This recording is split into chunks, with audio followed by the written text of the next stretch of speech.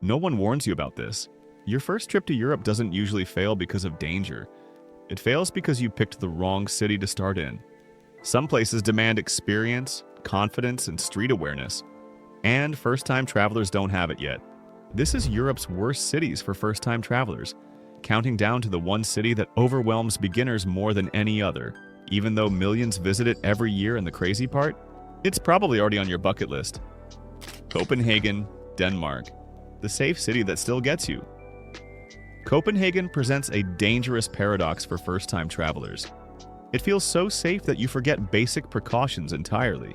This Scandinavian capital radiates calm with its bike lanes, orderly streets, and polite locals, creating a false sense of invulnerability that pickpockets exploit ruthlessly. Denmark's official travel advisories specifically warn that while violent crime remains rare, opportunistic theft concentrates in the exact places beginners congregate: Copenhagen Central Station, City Hall Square, and the Strøget shopping district. The thieves here aren't aggressive. They're patient professionals who wait for the moment you relax. And in Copenhagen, everyone relaxes. First-timers leave phones on cafe tables while ordering, hang bags on chair backs during meals, and keep wallets in back pockets because this is Denmark. That complacency creates perfect conditions for loss. The mental trap is assuming Nordic efficiency extends to personal security, when in reality, Copenhagen's tourist core operates like any major European transit hub. What makes this particularly frustrating for beginners is the betrayal they feel. They chose Copenhagen specifically because it's supposed to be easy and safe. The city absolutely can be your perfect introduction to Europe, but only if you maintain the same awareness you'd have in London or Paris. Zipping bags on metros and keeping valuables secured in crowded pedestrian zones. Brussels, Belgium. One wrong turn from your guidebook. Brussels confuses first-time travelers because it lacks geographic consistency.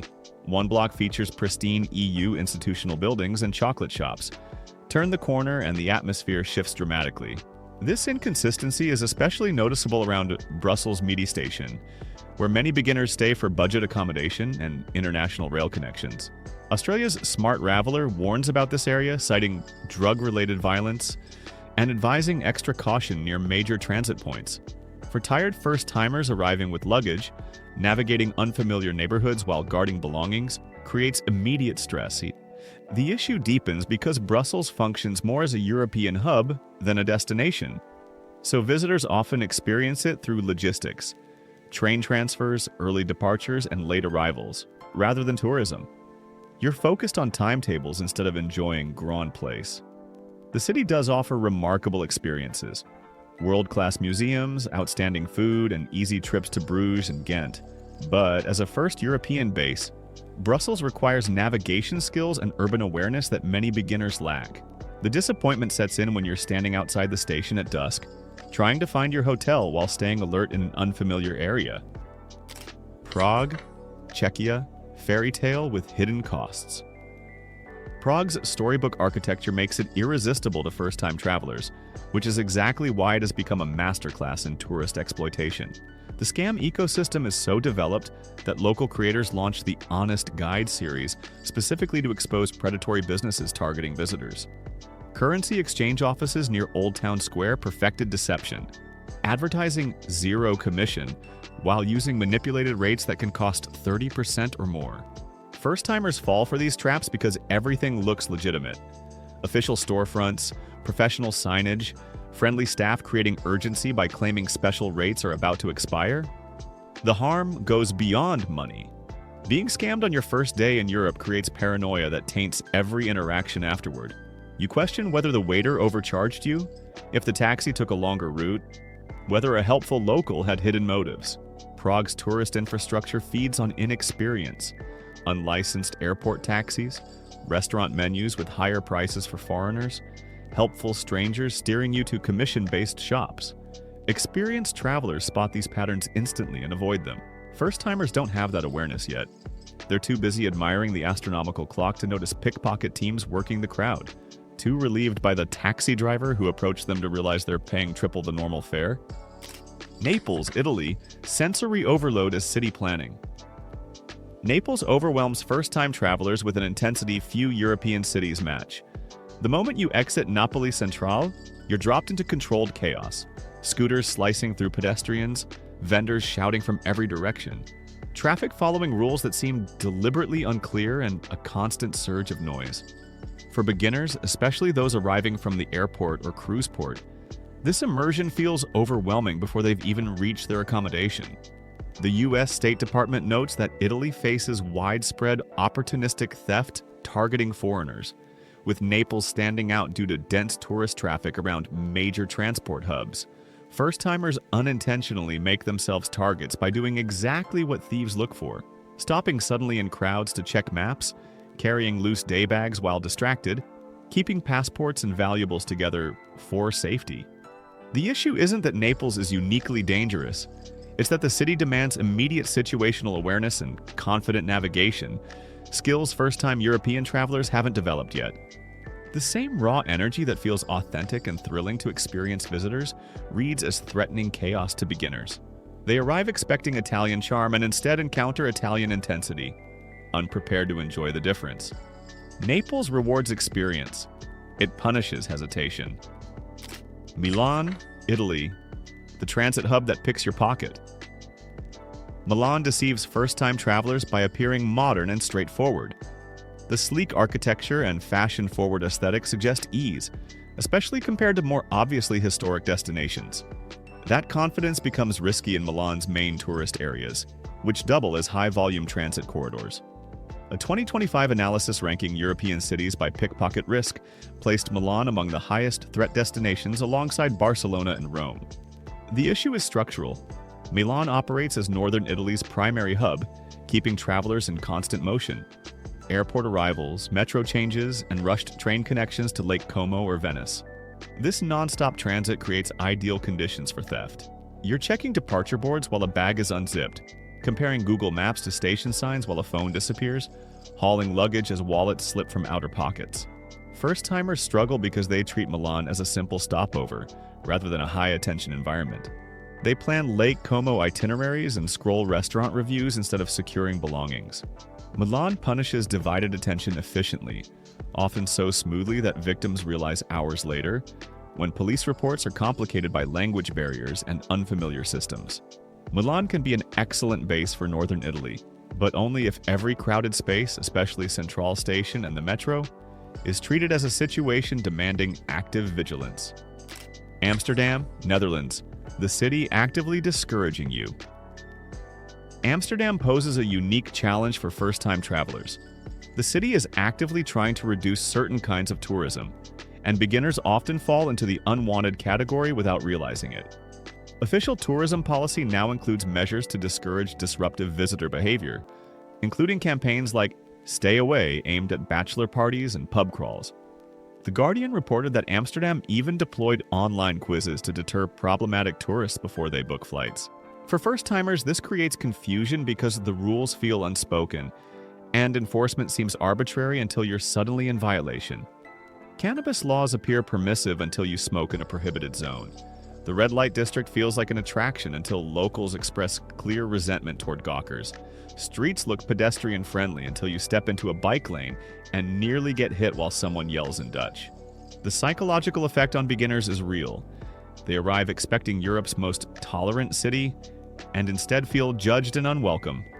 Combined with high prices and overwhelming crowds in the historic center, many leave disappointed, unsure why Amsterdam was so highly praised.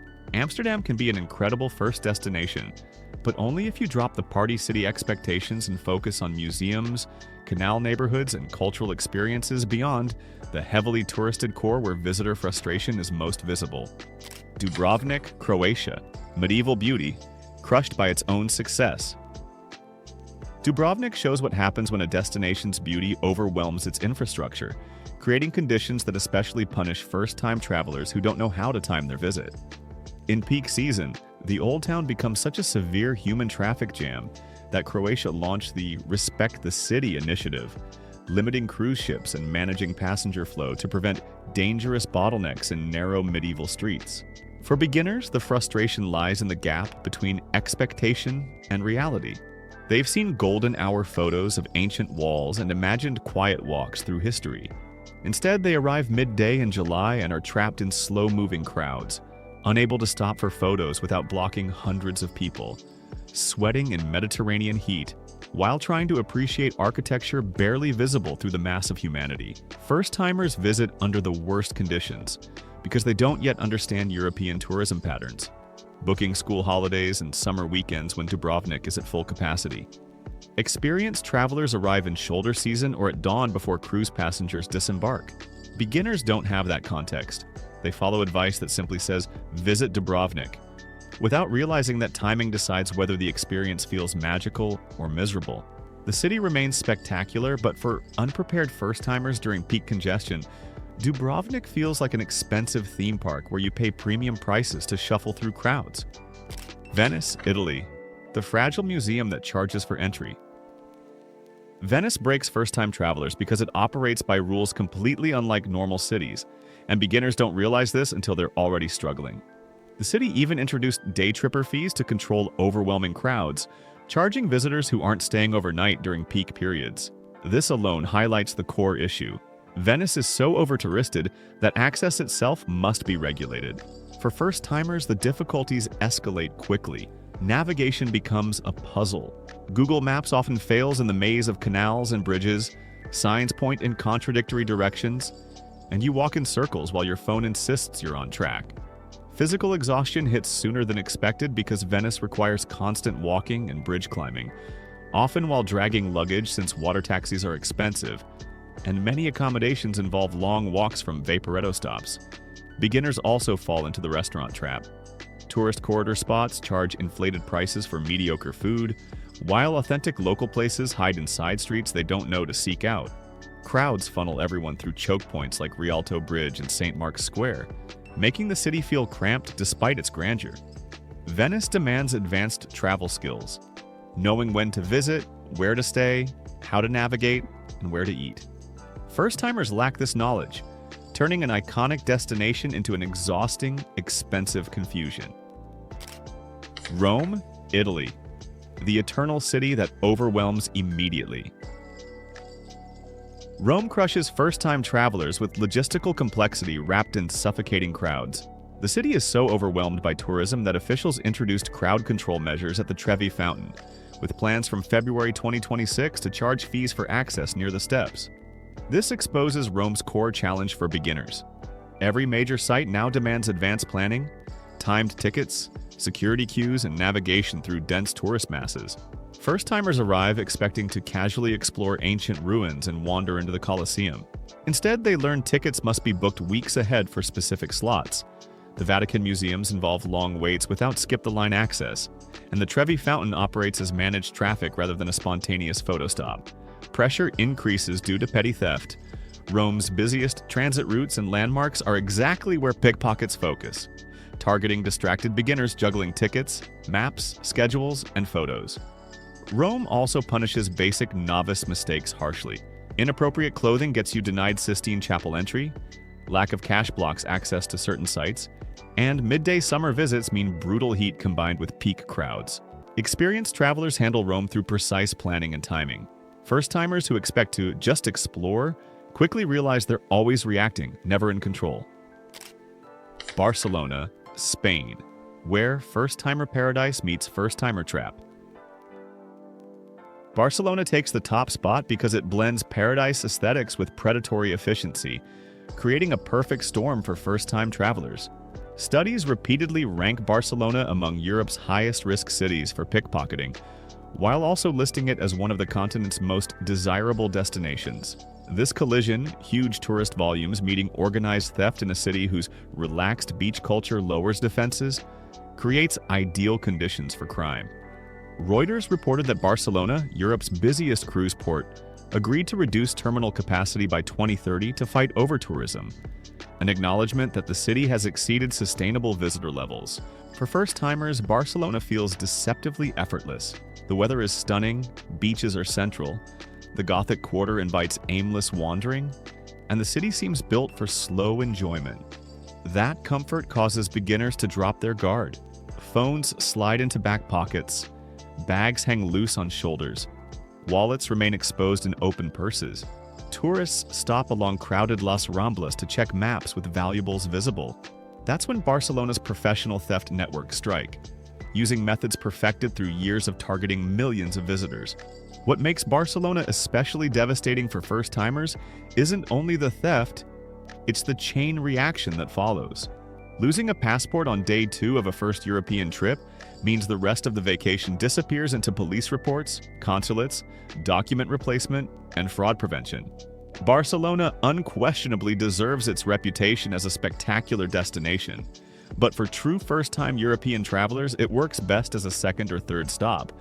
After you've learned how to protect belongings in crowds, recognize distraction tactics, and stay alert in places designed to make you feel completely at ease.